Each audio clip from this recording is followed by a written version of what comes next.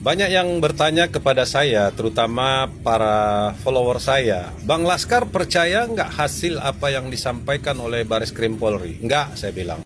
Lalu pertanyaan berikutnya, kenapa nggak Bang Laskar percaya? Ya kan cuma bicaranya identik. Keasliannya nggak pernah diperlihatkan kepada kita. Semua kan kita melihat. Mana sih ijazah Jokowi yang asli? Itu dasar saya nggak percaya.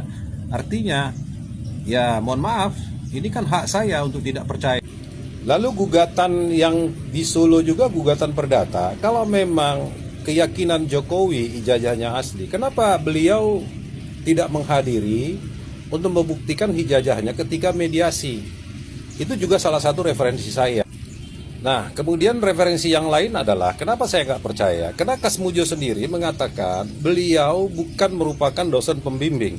Dia hanya merupakan asisten dosen. Itu yang pertama. Referensi yang kedua, ketika tim Rismon CS atau Bang Roy Suryo ketika berkunjung ke UGM, yang dilihatnya itu adalah lembar pengesahannya untuk tesis. Tapi itu dikatakan dari pihak UGM, ini versi Bang Roy Suryo ya, itu adalah lembar tanda tangan yang ditandatangani oleh pengesahan di lembar depannya itu adalah lembar pengesahan Jokowi, tapi di situ keterangannya kan tesis. Itu yang menambah saya nggak percaya gitu. Jadi begitu ya teman-teman. Nah, yang ditambah lagi ya, polisi kan mengatakan hanya identik dengan data pembanding ijazah teman seangkatan Pak Jokowi. Tapi kan hari ini juga polisi tidak menampilkan ijazah asli. Itu salah satu membuat saya termasuk yang tidak mempercayai apa yang disampaikan keaslian ijazah Jokowi, karena saya sendiri tidak pernah melihat aslinya yang mana ijazah Jokowi. Sepertinya itu ya pendapat saya. Saya kira semakin jelas bahwa sebagian besar rakyat Indonesia tidak percaya dengan apa yang menjadi keputusan kepolisian mengenai persoalan ijazah Pak Jokowi. Dan apa yang menjadi keputusan Parcok ini tentunya memicu kekisruhan dan semakin parah keributan-keributan yang terjadi di media sosial.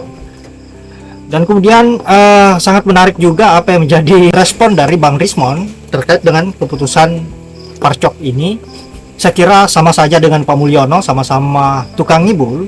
Mungkin kelompok mereka memang salah satu yang wajib dilakukan adalah ngibulin orang seperti Pak Mulyono dan juga para pengikut-pengikutnya. Rata-rata semuanya suka ngibul. Nah, sahabat-sahabat, untuk itu kita lanjut dulu bagaimana komentar dari Bang Rismon maupun Dokter Tipa yang ingin membawa polemik ijazah ini ke ranah internasional. Saya kira ini sangat berbahaya dan tentunya akan membuat negara kita semakin terlihat buruk di mata dunia. Untuk itu langsung saja ke videonya. Baris Krim, Pak, kenapa ijazahnya ijazah asli Joko Widodo nggak ditampilkan? Terus jawabannya apa?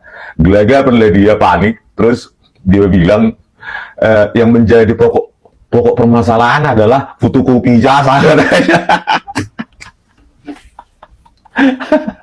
Kacau. Jadi yang ditampilkan hasil scan itu ya di monitornya itu adalah yang secara tegak lurus ya terhadap kita penonton observer itu adalah ijazahnya. Ijazah fotokopinya.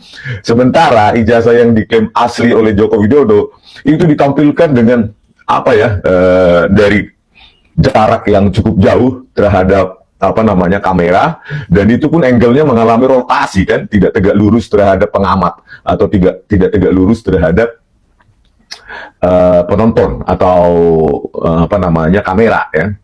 Ya, jadi bagaimana orang bisa mengamati di udah jauh ya, terus mengalami rotasi lagi dipegang begitu ya. Pak, wartawan bilang, Pak, kenapa nggak ditampilkan aja ijazah aslinya? Ya kan? Kenapa yang Anda tampilkan justru fotokopi ya yang hasil scan itu? Katanya sudah disita atau diserahkan itu ijazah aslinya. Harusnya kan minimum di scan. Dan kalau lebih percaya diri lagi, ya jangan kembalikan dulu ijazah aslinya. Kau pegang itu di TV Dum, Anda pegang pada saat pengumuman. Gitu loh, ini nah foto ini begitu kalau mau mendapatkan public trust ya, kepercayaan publik. Membela kebenaran dan integritas akademik di Indonesia. Saya Dr. Tifauzia Tiasuma. Yang saya hormati para pemimpin dunia, rekan-rekan akademisi, media internasional, dan seluruh warga dunia yang mencintai keadilan. Hari ini saya berbicara bukan hanya sebagai warga negara Indonesia, tetapi sebagai bagian dari komunitas global yang menjunjung tinggi kebenaran, kehormatan, dan integritas intelektual.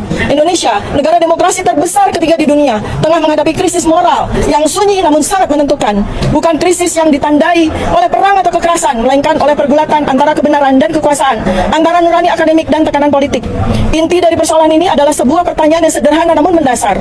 Benarkah seorang mantan Presiden Republik Indonesia pernah menjabat dengan ijazah akademik yang tidak otentik? Pertanyaan ini bukan serangan pribadi, bukan fitnah, bukan pula manuver politik. Ini adalah panggilan moral dan konstitusional yang diajukan oleh kami para akademisi, peneliti, dan intelektual yang menjalankan tanggung jawabnya untuk mengkaji, mempertanyakan, dan mengungkapkan kebenaran. Namun hari ini, kami yang bersuara, di antara kami adalah saya sendiri Dr. Tifa, Dr. Roy Suryo, Dr. Isman Sianipar, dan beberapa lainnya justru dikriminalisasi. Kami dibungkam, kami diperlakukan seolah-olah penjahat. Padahal satu-satunya kesalahan dalam tanda kutip kami adalah kami sedang menegakkan kebenaran. Kami tidak bertindak sembrono, kami tidak menyerang, kami menggunakan pendekatan akademik, dan motivasi kami adalah menjaga kehormatan Republik. Ini adalah contoh nyata dari penindasan terhadap para whistleblower, sebuah presiden berbahaya, bukan hanya bagi Indonesia, tetapi bagi demokrasi di seluruh dunia. Kami tidak meminta dunia untuk campur tangan, kami hanya mengundang dunia untuk menyaksikan, untuk mencatat, untuk mendengarkan, karena kebebasan akademik dan hak untuk berkata benar adalah nilai universal dan dilindungi oleh undang-undang internasional, dan ini tidak terikat oleh batas negara.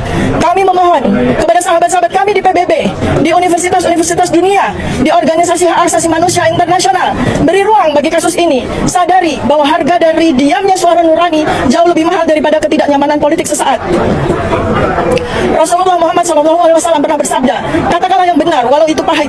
Dan dalam tradisi keadilan global, kita mengenal ungkapan, lengkung semesta moral itu panjang tapi ya condong menuju kebenaran. Semoga ia sekali ini condong ke sini, dan semoga saatnya adalah sekarang. Saya perkenalkan kuasa hukum saya, salah satu dari 62 kuasa hukum yang sedang bersama dengan kami, Bapak Abdullah Al-Katiri, Sarjana Hukum, untuk memberikan poin-poin penting secara undang-undang. Baiklah, terima kasih. Seperti dikatakan tadi, saya adalah kuasa hukum dari salah satu kuasa hukum dari Dr. Tifa. Perlu saya tekankan, ya kan? Bahkan saya berani mengatakan bahwa polisi jika memproses laporan ini adalah pelanggaran undang-undang. Karena ada undang-undang yang mengatur, yaitu Undang-Undang Perlindungan Saksi dan Korban, Undang-Undang Nomor 31 Tahun 2014 yang menyatakan pasal 10, jika ada pelaporan lebih dahulu, maka tidak diperbolehkan dilapor balik dengan pencemaran nama baik. Jadi laporan ini harus selesai dulu, bahkan sampai inkrah. Faktanya ini pada saat TPUA sudah melaporkan tanggal 9, itu Pak Jokowi baru tanggal 30 April kemarin melaporkan, sedangkan ini belum diproses, ya kan? Bahkan dikatakan bahwa proses ini adalah yang menarik dilaporkan di Polda, tapi semua bukti-bukti aslinya, khususnya ijazah aslinya itu diberikannya di Barreskrim. Kan berarti mengakui kan bahwa lapor lebih dahulu sudah diproses lebih dahulu, dan kemarin sudah dikembalikan. Nah, biasanya kalau sudah disita itu tidak dikembalikan, ya kan? Bagaimana disita setelah itu dikembalikan? Nah, oleh sebab itu keyakinan kami bahwa itu sudah diperiksa laboratorium, bahwa kami sudah siap untuk menghadirkan ahli laboratorium lab force independen, bahkan dari luar negeri. Kami keberatan jika itu diumumkan bahwa itu tanda kutip asli, padahal kami akan dan sedang memproses untuk menghadirkan ahli lab force dari luar negeri, ya kan? Bahkan saya berani mengatakan ini pelanggaran undang-undang. Kenapa ya didulukan yang di sana? Karena mungkin beliau lebih baik berhadapan dengan jaksa daripada berhadapan dengan hukum. Karena kalau seandainya pelaporan awal itu mereka berhadapannya dengan JPU. Nah, ini hampir kami khawatir akan terjadi lagi peristiwa seperti peristiwa Bambang Tri dan Gus Nur, ya kan? Jadi sebenarnya kami bukan orang bodoh. Penegak hukum itu ada 3, betul kan? Penegak hukum itu ada 3, polisi, jaksa, dan advokat. Cuma bedanya polisi dan jaksa itu berpangkat, kami tidak. Seandainya kami berpangkat, mungkin sebagian besar kami itu bintang 3 semua. Jadi jangan dianggap kita orang bodoh, ya kan? Kita siap untuk menghadapi dimanapun juga. Tapi kami akan ajukan ke manapun juga, baik itu ke DPR, ke Kompolnas, Komnas HAM, Irwasum, dan sebagainya. Bagaimana ini ada pelanggaran undang-undang didiamkan. Dan Dan ini bukan pertama kali. Saya sudah pengalaman dalam hal ini karena bertahun-tahun saya menangani kasus yang sama seperti ini. Terima kasih.